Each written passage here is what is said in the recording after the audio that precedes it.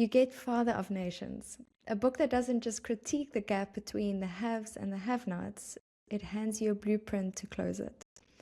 And so you, Sanjeev, you've spent decades in business and technology across 3 different continents, if I have it correct. And you were kind of asking this question, that everyone's thinking probably, but afraid to ask. What if the most powerful person in the world actually used that power to unite us all and to create good in the world? And so your book is part manifesto, but part kind of a page turner, as they call it.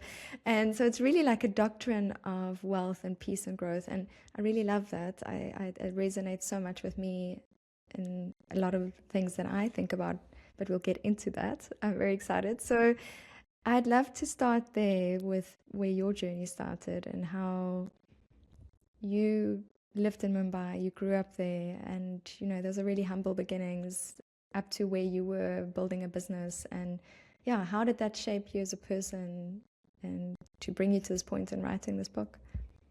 So I think, Nicole, thank you again for the clarity with which you ask the questions.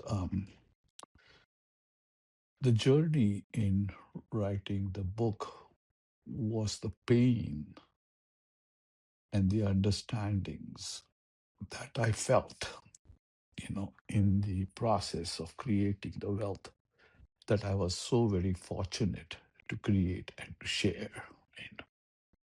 And so in my vocabulary now, and I'll go back to the school days, it's very difficult to accept the word, charity. It really is a very challenging word. It should not exist in the dictionary of the Webster's dictionary or for any dictionary. Father of Nations by Sanjeev Chitre, now on Amazon.